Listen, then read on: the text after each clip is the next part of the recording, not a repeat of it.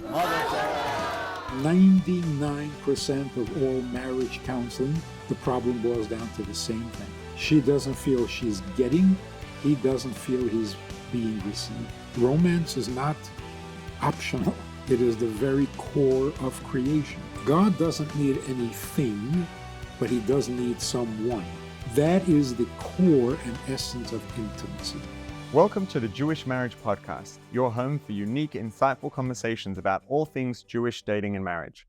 Rabbi Friedman, thank you so much for joining us for this conversation. Before we start, can you just give the listener some context in terms of who you are and what you do, both generally and specifically in the context of relationships and marriage? Well, about 50 years ago, Chabad house in St. Paul, Minnesota, under the leadership of Rabbi Moshe Feller, we launched this program, quite by accident, called Beis Chana.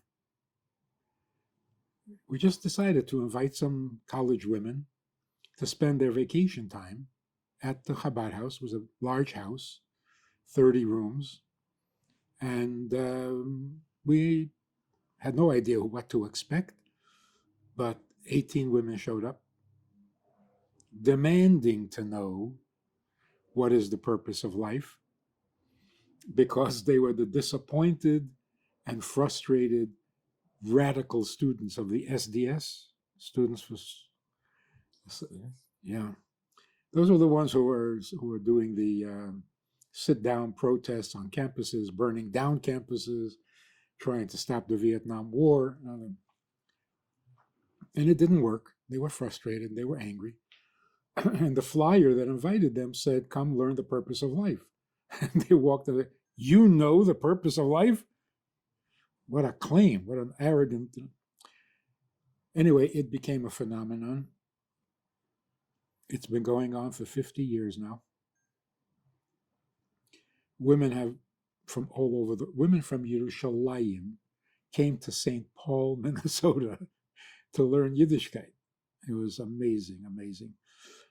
It was wild. Women of all ages, all backgrounds. We didn't check anybody. You're Jewish or you're thinking of being Jewish, come on in. And it was great. It was really. So every year there was a new topic. One year it was politics, next year it was Eastern religion, then it was healthy eating, and every year was a different. Whatever it'll take to get people to come. No, they came with those questions, or they were coming these are the questions that they brought with them. You know, one year everyone who came had just returned from Tibet or Japan, and they were all meditators. And the one topic that was constant was relationships. So, talking with women, studying, teaching for 50 years, you get to learn something about relationships, about marriage, about family life. So I ended up writing a book on the subject. Doesn't anyone blush anymore in relationships? And then another book, The Joy of Intimacy. And then a third book, Creating a Life, a meaningful life. So it is the hot topic. It always was, and it always will be. So the focus on marriage and relationships is something that just happened organically because that's what people were consistently looking for, rather than something you decided to move into intentionally. And if any area in life needs wisdom and Torah guidance, right, it's this minefield called relationships. And maybe now more than ever. Now more than ever.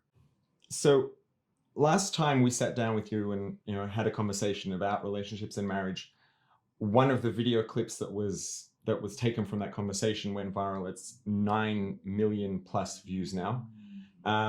And there was obviously a flood of questions that came in response to that clip. And you've been talking about this, like you said, for decades, for a half a century. You've probably heard every question in the book, every question that someone could possibly ask. So we're thinking maybe today we'll run some of the questions that came in response to that clip and run those questions by you for your input and insight. One question, interestingly, that came up a lot that seems to be something that a lot of people are wondering about is, in the world that we live in today, what value does marriage offer to men? It might be argued that men gain more from marriage than women.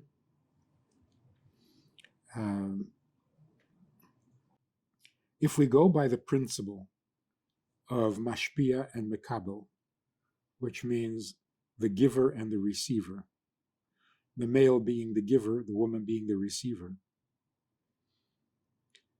if that's our truest nature as male and female, then fulfilling that nature has got to be the most satisfying, the most meaningful.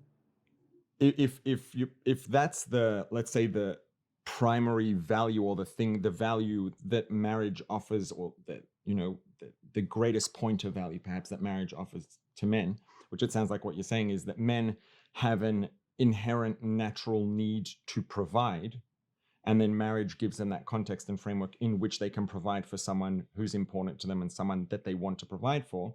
It sounds like really what marriage is almost is the complete natural state of being, rather than something that's offering a specific point of value.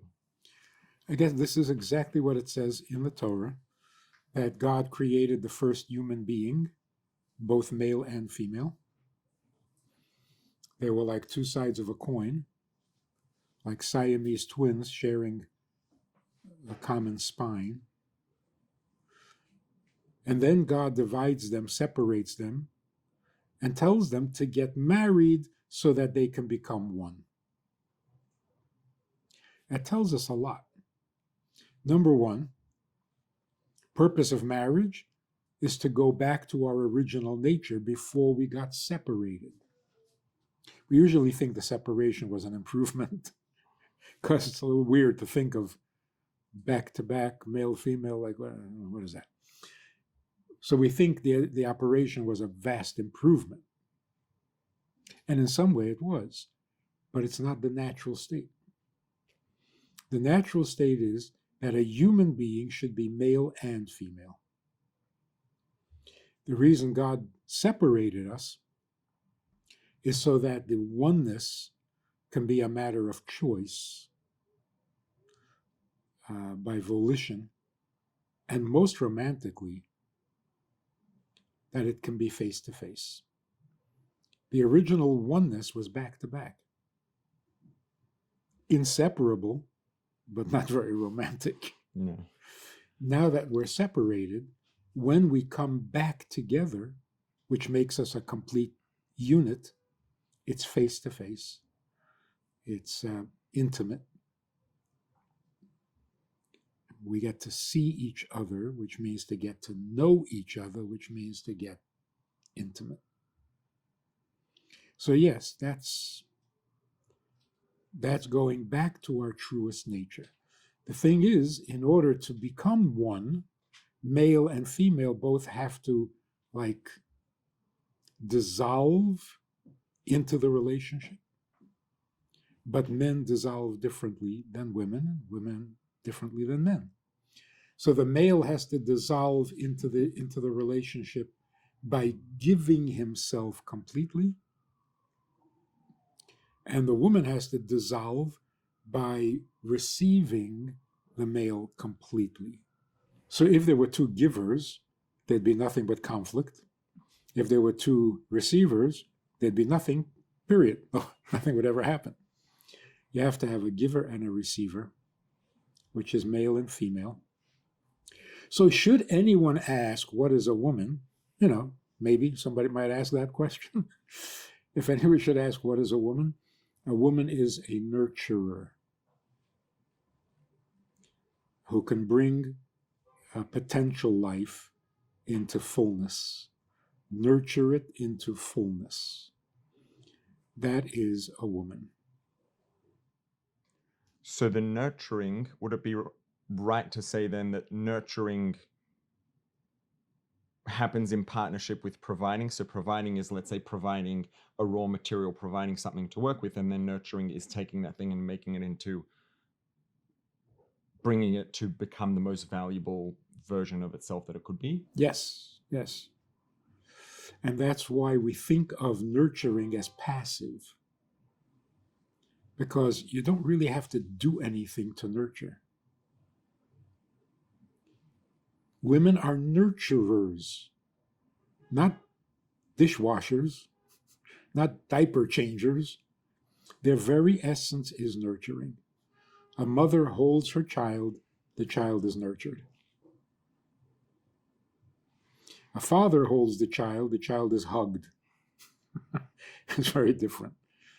So nurturing is a state of being. You come home to a real home, you are nurtured, even if no one does anything for you. Whereas giving is a very active role. You got to do something. You got to be active. You got to be aggressive in giving. But in receiving, you're passively powerful. The Rebbe once said, being receptive is not inactive. It's like a vacuum. It's irresistible. So going back to the idea that we're looking at, let's say, the role of, or I mean, the way you put it is not so much that it's just a role, but it is the essence of what male and female are. Would it perhaps be fair to say, instead of a male being provider and the female being the receiver or the recipient, as male being the provider and the female being the nurturer? Yeah, same thing. Yeah. Receptive means nurturing. If you listen to someone, you just hear actively, you're nurturing. Everybody needs desperately to be heard. And to hear is passive. It's receptive. Mm-hmm. So I guess to just sort of put a bow on that and bring it back to the original question, ultimately what marriage offers everyone is the same, male or female, and that is that marriage is the circumstance in which someone returns to or reaches what is ultimately their most existentially complete state of being. Which is a return. Otherwise, it wouldn't be possible. God creates the first human being, male and female, and then separates them. Why not create them separate and tell them to get married and become one? Because if they're created separate, they'll never become one. You can't go against your original nature. So being created as one makes that our original nature, and now we can get it back. We can be one again. And that's what we mean by soulmate. It's not a union of a man and a woman, because a union you can create between any two people, any two things. In plumbing, you have a union, a joint and a union and a male and a female, and there's nothing romantic about it. So it's a reunion rather than a union. The very definition of marriage is a reunion, both of body and soul. The bodies were once one, historically. The souls are one in every soul. Gets divided into male and female. Miraculously, they find each other somehow over the entire globe. They find each other and they reunite. Right. On the same, I guess, topic of the value of marriage, one of the things that we know is it says that it's not good for man to be alone. Is the fact that, or the idea that's being communicated there, that it's not good for man to be alone, just a matter of what you talked about, that when one is alone, man, let's say being generic and applying equally to men and women, when one is alone, they are by definition not in their complete natural state? Or is there maybe part of that that's more pragmatic or functional? That is another very central fundamental quote that tells us so much about who we are and what we are. God creates for 6 days. On the first day, he said, let there be light. There was light. On the second day, he said, let the water separate. They separated. On the third day, he said, let the earth give forth vegetation. Gave forth vegetation. On the sixth day, when he creates Adam, the first being, human being, and God said, it is not good for man to be alone, so I will create him a helpmate. The obvious question is, you didn't have to say it, just do it. Every day you created whatever you want to create without saying, oh, it's dark in here, I need to create light. Why did he have to say it's not good for man to be alone, so I'll create a woman? It's almost like he had to justify creating a woman. He needed and also, why did he say it's not good for man to be alone? It's not good for a woman either. So as you say, it could be the generic man, meaning human, but on a deeper level, he was referring to himself. And he's telling Adam, now that there's someone to talk to, he says to Adam, you may be wondering why I'm creating anything at all, because it's not good to be alone. Even if you're perfect, even if you're infinite, even if you're all-powerful, almighty, and all-knowing, like I am, it's not good to be alone. Is that a pragmatic thing? Does he need help? Well, I would say it's probably pragmatic, if we could say such a thing in terms of the creator's experience. It's pragmatic for his experience, that now his experience will be better. Let's say that he won't be alone. In what way? He's already perfect. So the only thing lacking is intimacy. You can't be intimate alone, no matter how perfect you are. So what God was missing is someone, not something. Should you need something, you're not perfect. Needing someone, yeah, when you're perfect, then you really need someone to share it with. So needing someone is like beyond perfect. And that's why the statement is that it's not good to be alone. Not it's difficult, not painful. There's no goodness in being alone.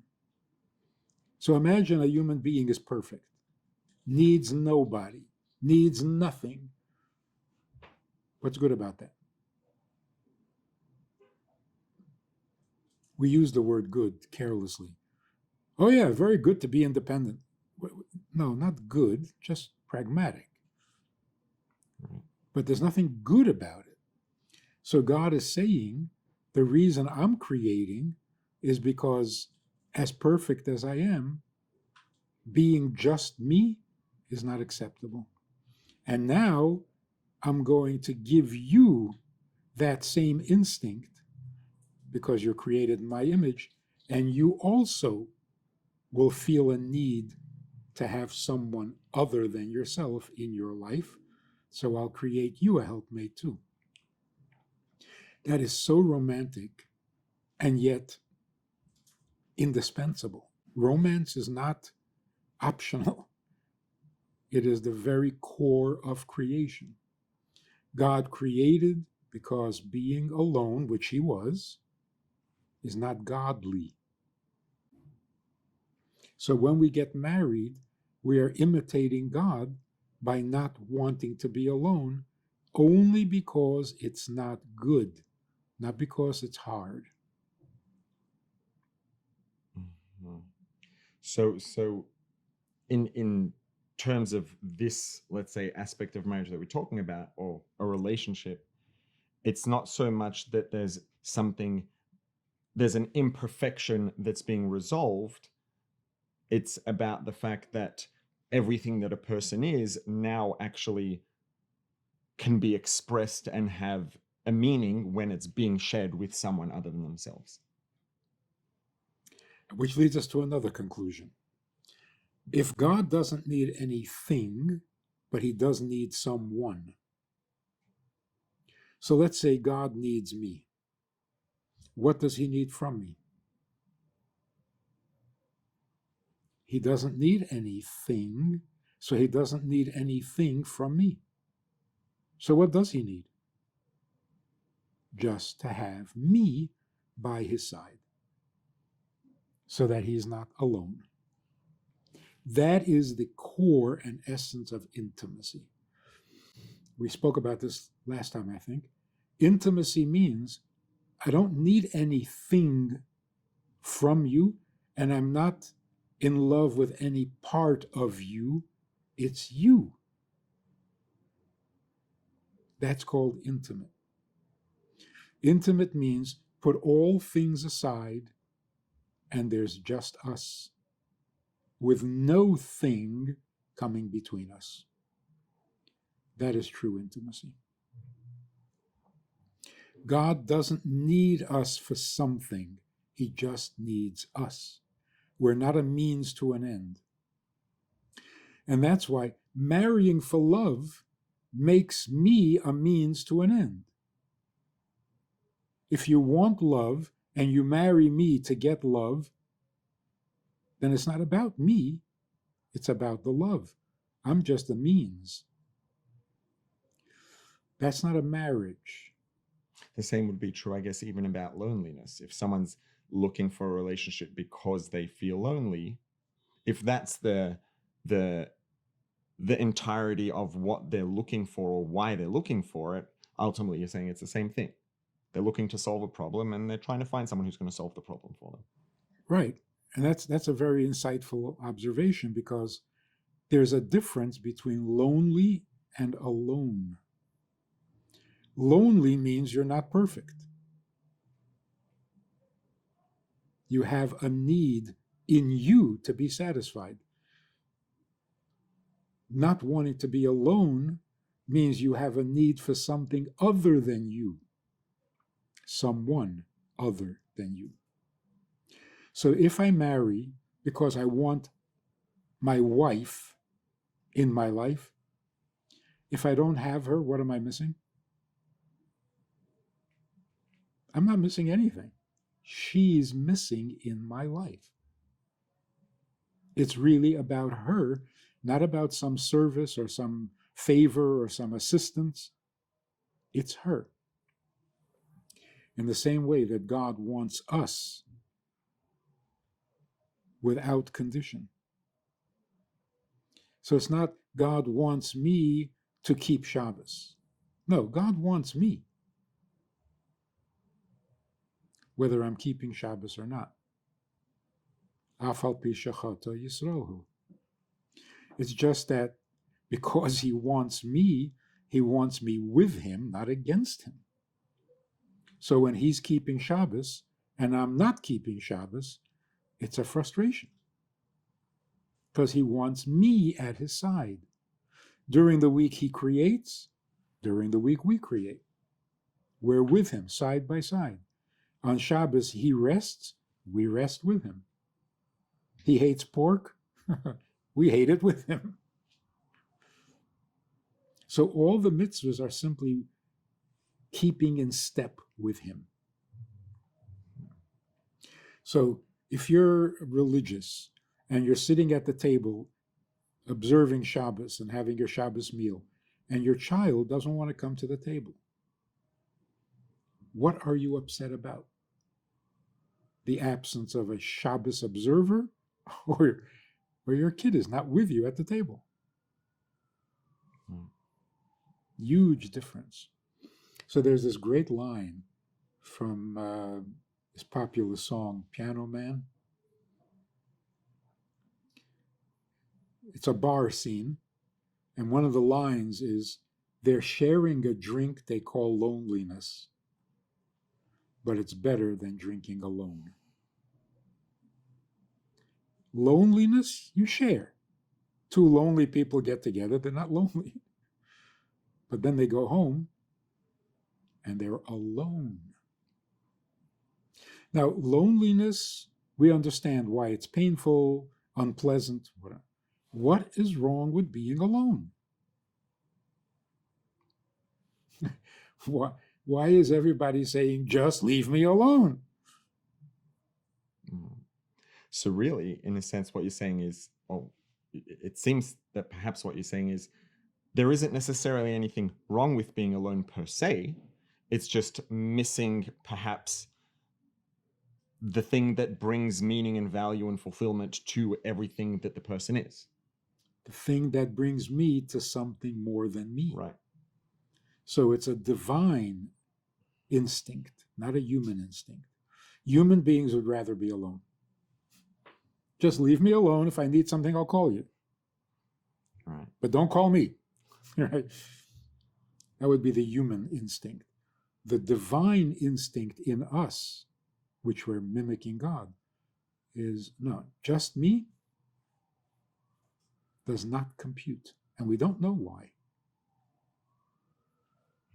There's no pragmatic benefit. On the contrary, pragmatically, it's a disaster. So now that we've established, let's say, and clarified that the value in marriage, in being together, in sharing intimacy with a partner, with a spouse, is that it brings one beyond the state of, individual perfection. Let's say the person could be perfect, but that, they're still not going to have what marriage will bring them. To what degree then does a person need to be perfect or as close as possible to being perfect before they're ready to get married or pursue marriage, to be able to add that on top of themselves in, their perfect state of being?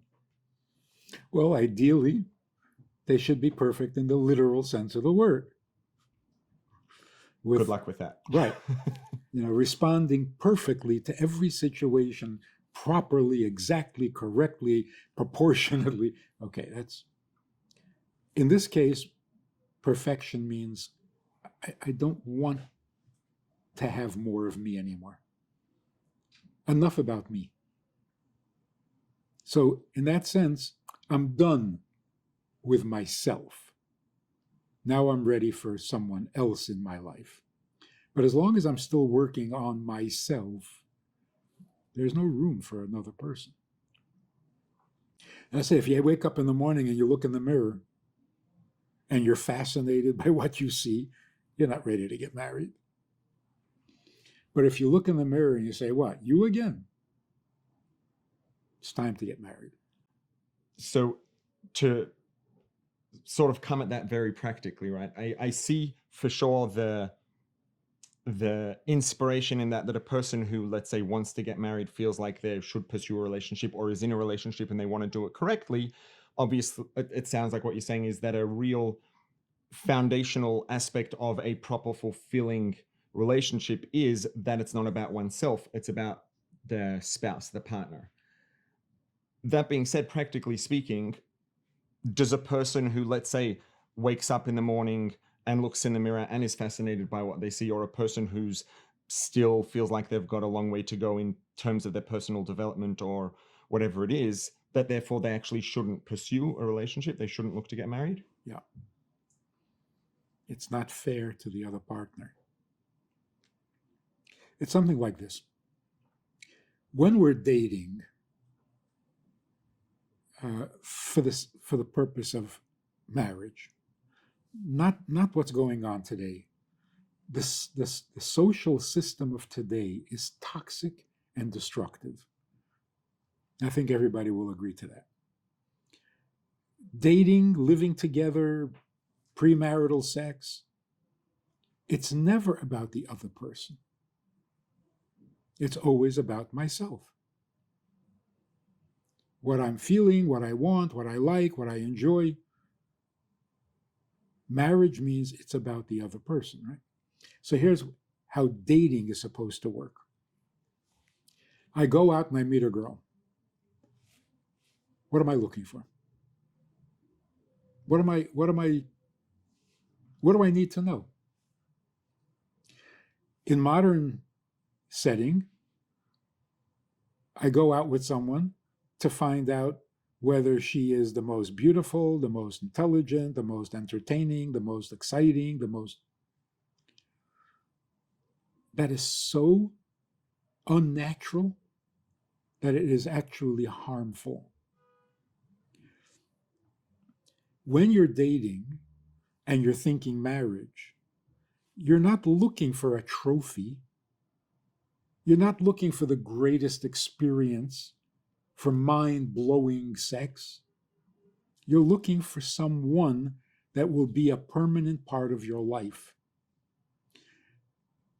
So what are you going to find out on the date that's going to help you make that decision? So, of course, you have to check out each other's looks. But you're not marrying the looks because you're not looking for beauty. But if the look is uncomfortable to you, then you should not marry.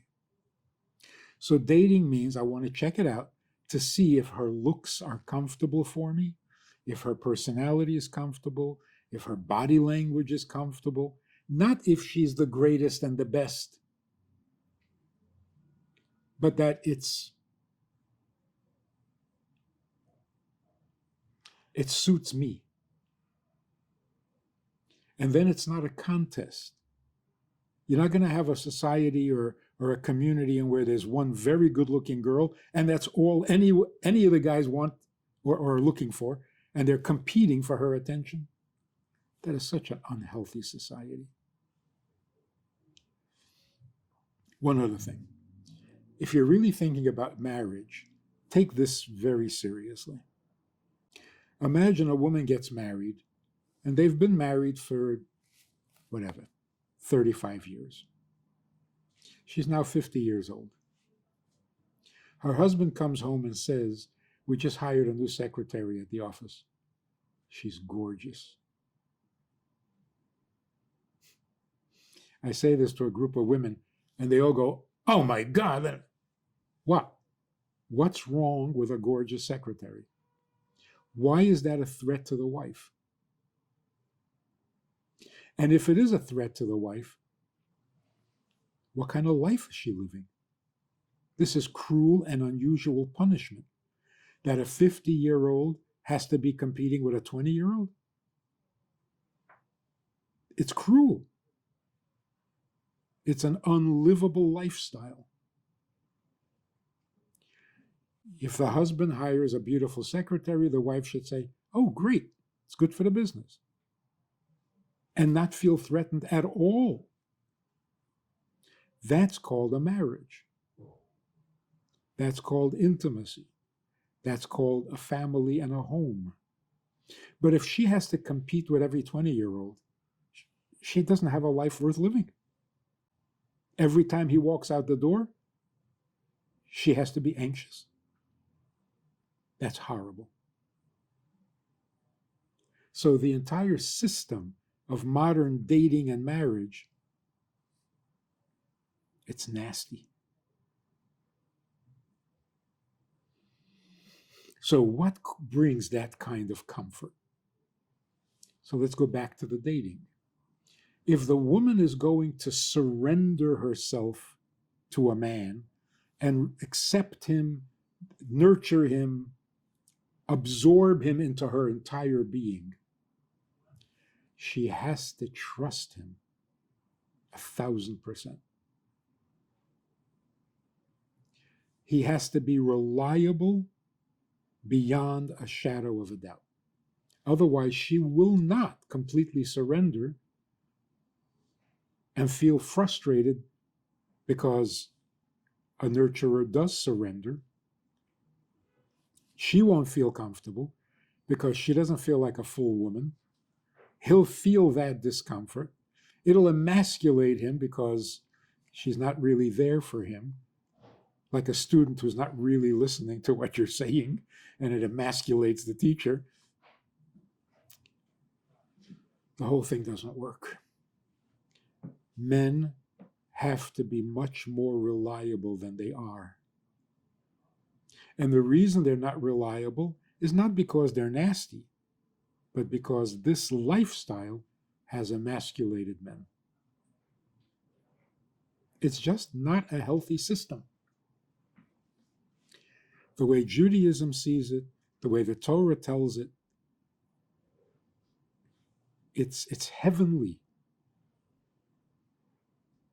totally secure, totally at home, totally natural. She is a total woman, he's a total man, and the kids benefit from it greatly. So would it be fair to say, and this is kind of what I'm picking up on based on this whole sort of thing that you've been saying, that when someone meets someone and is, interested, looking out to see if, this person might potentially be able to be their life partner, their soulmate, really there's nothing you have to find that's going to make the person appropriate for the role, let's say. All you have to do is make sure there's nothing that's going to get in the way. And then it's just ultimately the fact that there are two individuals that don't have anything that's going to get in the way, then those two people can, have a long-term intimate relationship together. Yeah, it's another way of saying it is the separation between them is artificial. Remove the separation and you are one. It's like two drops of water side by side on the table. Why are there two separate drops? Why aren't they flowing? Because of the air tension, the surface tension. What would it take to get them to become one drop? Remove the tension. Or as the sages say in Pirkei Avos, there is a love that is not dependent on anything. It's not a thing that brings us together because that will keep us apart. Just because you love pina colada and walks in the rain is not a reason to get married. Just because you love love or because you both love sex, no, that keeps you apart because you're both married to the love, not to each other. So remove all artificial reasons for getting together and just let yourself melt into the relationship.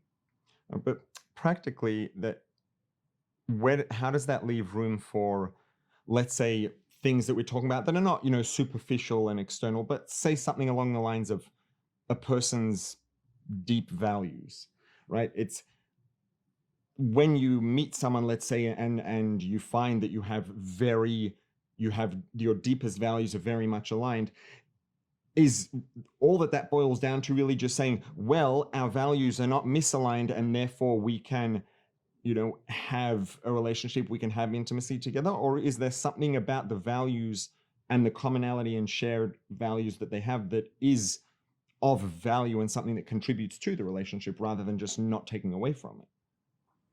That's a good question. How would a woman feel if a man proposes and says, I want to marry you because you're so religious? Good value? It's going to be good value TV. If someone records a slap, is going to get a consequence. So on the one hand, you're marrying me for my religion? For my religiosity? Hope not. On the other hand, when we become one, it means that we're going to share life. I can't compromise on life. So the core values are really another way of saying life. What is my life? Well, if we're not on the same page in that, then there's no way. So one of the problems with marriage, do you know what your life is all about? Well, not yet. I haven't decided. Then how do you get married? How does a man ask a woman to enter into his life and he doesn't know what his life is all about? So where are you going? Well, we'll work it out together. That's a teenage fantasy. So, yeah, it's not only that you have to be compatible in your core values, because you're going to live your core values. And that is going to cement you more than just not get in the way. But then secondary things, it's negotiable. The roles are negotiable. Who's going to wash the dishes?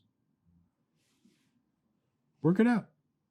Hire somebody so you both don't have to do it. Those are roles. So let's say when it comes to the values, would it be accurate, let's say, to say that even the values, which are maybe something that is important, and maybe the values are an indication of compatibility, it's still a matter of compatibility between the individuals, but at the end of the day, the person you're marrying and what you're marrying them for is the person and not the values. Yes. I want to live my values, but I want to do it with you. Okay. To transition to something a little bit more maybe specific and a little bit lighter, there's a laundry list of reasons people will give often, whether it's a real reason, maybe it's an excuse for why they're not interested in getting married, or why they're not ready to get married, or they're not interested yet, maybe they're not interested ever. Presumably you've heard them all, and you've heard them all more than most. What are some of the most common reasons / excuses that you hear from people as to why either they're not interested in marriage at all, period, or why they're not interested yet? Because they haven't lived life yet. I have no idea what that means. Usually it means we haven't traveled yet, haven't seen different parts of the world, haven't been around. Haven't checked off the bucket list. Yeah, right. And they call that life. Haven't lived yet. Life begins when you're married. Everything else is just preparation. So this idea of getting married but not having children for a few years, what is that? Well, we want to get to know each other better. Oh, you mean you're still not sure you want to be married? That's a nice way to start a marriage. I think, bottom line, people are not secure in who they are and what they want. So they're terrified of any commitment. In many cases, even taking a job. Is this really what I want to do for the rest of my life? No, just temporary. I'll do this for a while, but no commitment.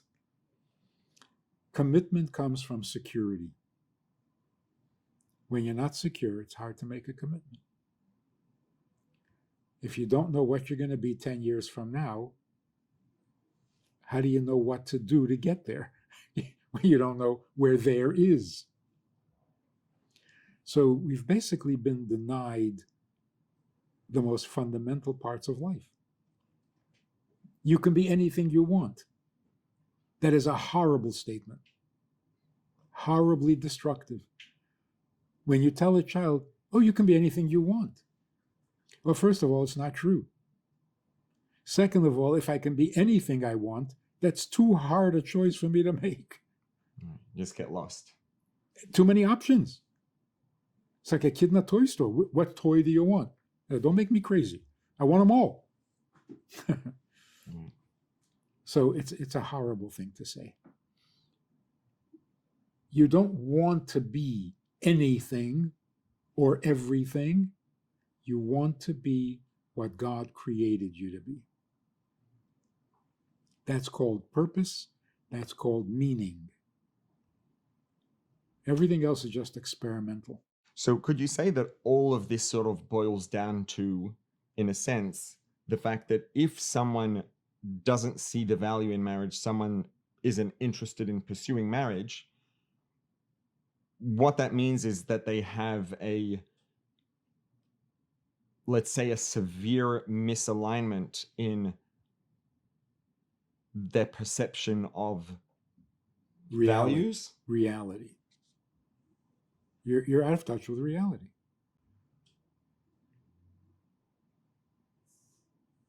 So in dating, for example, the first question is not, do you love me? The first question is, do you love marriage? Are you a believer in marriage? Because if you're not, I'm going home. I got nothing more to say to you. One of the problems in society today is not that men don't respect women and therefore embarrass them or violate their privacy, or it's that we don't respect intimacy. Men and women, we've lost respect for intimacy. In the 60s, we decided that intimacy doesn't have to be that serious. Free love, free of the heaviness, free of the commitment, free of intimacy. Now it's just sex. Recreational, good, healthy, old sex. You can't fool Mother Nature. It's destructive, it's distasteful, and as a society today, people are turned off to sex. Now, get somebody to admit that. That's going to be hard. But the fact is, couples living together or married don't have sex. They don't. It's boring, it's meaningless, and if you're tired and have a headache, skip it. Sex without intimacy diminishes. It diminishes you. It drains you. Intimacy nurtures you. You feel more innocent after being intimate than before. But if it's just sex, you feel diminished, not innocent. So everything the Torah tells us about intimacy, modesty, male, female, marriage, relations, it's all so real. And what the society today is doing is so plastic, it's so Hollywood. There's no reality to it. And you can't fool Mother Nature. So people are lonely, people are alone, people are anxious, people are insecure. We're falling apart because our lifestyle is not real. It has nothing to do with religion. It has to do with what we are. We are purposeful creatures. And not living purposefully makes us ill. Makes us suicidal.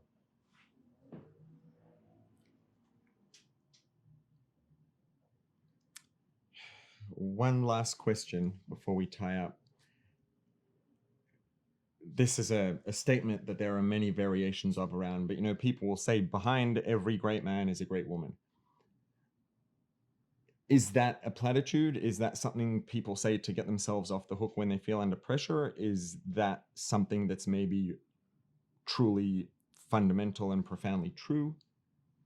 Oh, it is true.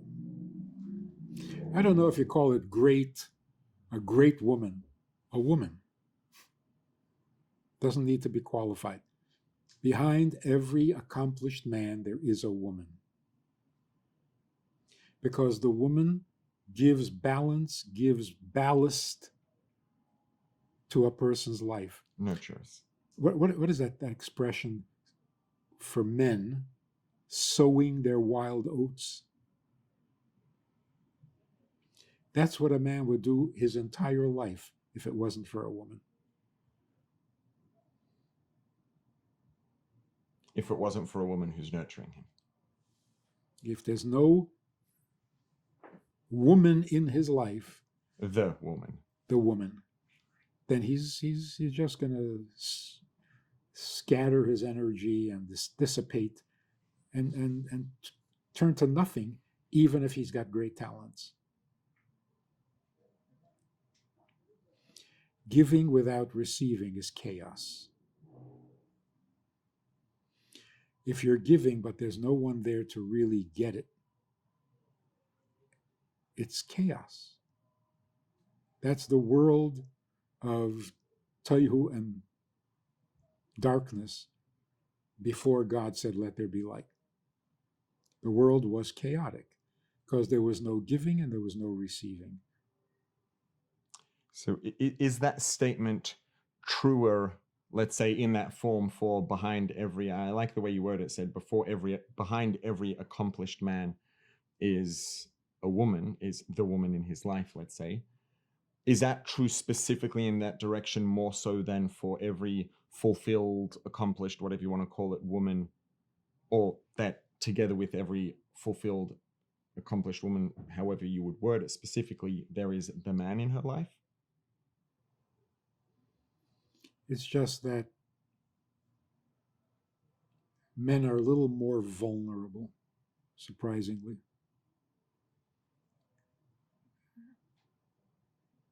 Women will find meaning. Men will just waste away. But here's the point. The giving and the receiving, in almost 99% of all marriage counseling, the problem boils down to the same thing. She is not receptive to what he is giving. She doesn't feel she's getting, he doesn't feel he's being received. Now, if you're trying to give and the person doesn't accept, your giving becomes toxic, chaotic, destructive, wasting the seed, which literally means wasting your life, because there's no one there to get what you're giving. Like a teacher who gives his lecture and there's nobody listening and he doesn't care. That's horrible. So if a man gives and is not received, he will be devastated. If a woman is receiving but is not receptive to what she's getting, she will be frustrated. She will blame him for it. Why do I have to do everything? Well, because you're good at it. That's not the point. The real reason is because I don't want to do it. I'm not supposed to. You're supposed to do for me. I had a really dramatic case where this woman was very upset. He never does anything. I have to do everything. He says, what are you talking about? I do everything you ask me to do. She says, why do I have to ask? You're the giver. Give. Not in response to my asking. Right? And then finally she gets really frustrated and she says, you know what? I've had it. Let's just get divorced. I can't take this anymore. He says, if you want a divorce, I'll give you a divorce.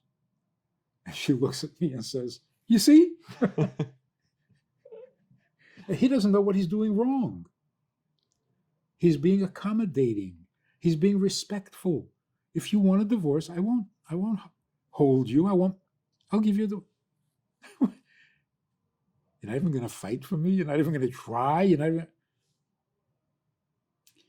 So men are not comfortable being men in this crazy society, which makes women uncomfortable being women, and everybody is messed up. Which goes back to what you said earlier, that the foundation of it all is being secure, security. And this is another thing that is so common. And I tell every chassan, you want to ruin the marriage before it even gets started?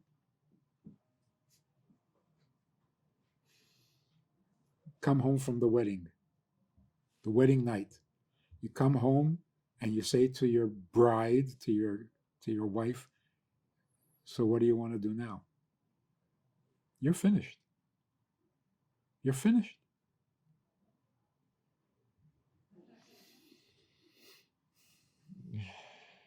Okay. Let's not end on that note. Right. So, let's not end with the groom sleeping on the couch. If she has to ask, then there's something wrong. She's the receiver, not the catalyst. The husband, being the giver, is the catalyst. I mean, the Gemara says, a man brings home wheat. You can't eat wheat. She turns it into bread. A man builds a house. She turns it into a home. So, just to finish up, if you had to choose the single most valuable or important piece of advice that you would give someone, maybe let's do one for dating and one for marriage. What would you say is the most valuable or most important piece of advice that people need to hear with regards to dating? You decide to marry someone. The final clincher after checking everything out is good chemistry. Good chemistry means if you're the man, sitting with this woman makes you feel like a man.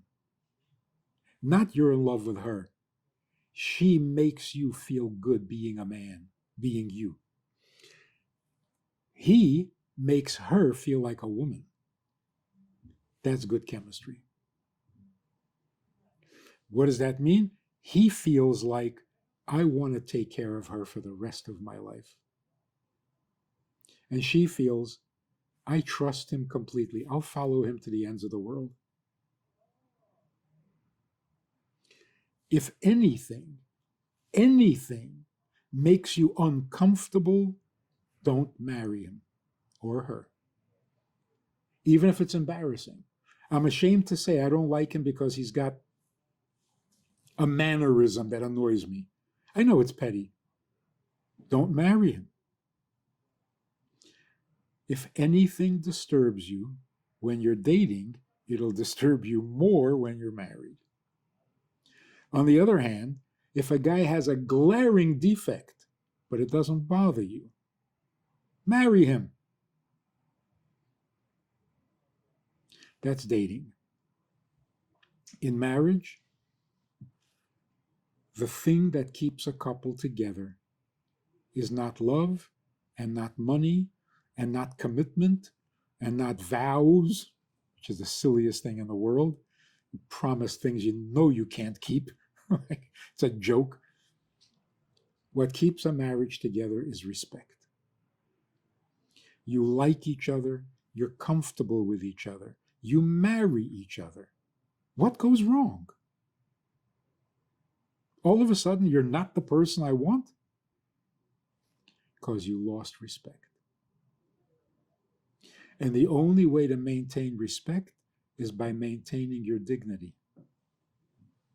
Don't get sloppy and think that love will conquer all. Don't lower your standards at home. Don't be less respectful to your wife than you are to the waitress in the restaurant. Don't walk around indecent until some guy is delivering pizza and now you have to get decent for the pizza guy, but not for your husband. Don't lower your dignity and don't tear down the other's dignity. Be more at home, not less. I like fathers who say to the daughter, hey, you can't go out dressed like that. Wrong. If you dress like that, go out, not in the home. The home is more important than the street. I think there's something very interesting that I'm hearing here, is because it's a very common thing that people will say the most important thing for a marriage is respect. And what I think most of the time what people are emphasizing and referring to is to give respect. And something that you've added to that here is to earn respect and to be deserving of respect. Be respectable. So you have a responsibility to earn the respect that you need, not just to give the respect to your spouse. Or don't make it hard on your spouse to respect you. Right. So let's see if you can respect this. Don't do that. Asking for trouble. A very good example. I think this is a good way to end.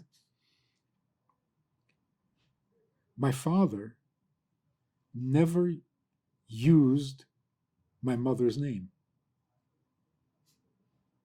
And for a long time, we didn't know what her name was growing up, because we don't use her first name. Right. Never heard my father call her by her name, because he never called her. When he wanted to talk to her, he went to where she was. There was no shouting from the other ends of the house. No summoning. No summoning. Where are you? Get over here. Ooh, who talks like that? Be a mensch. You'll stay together.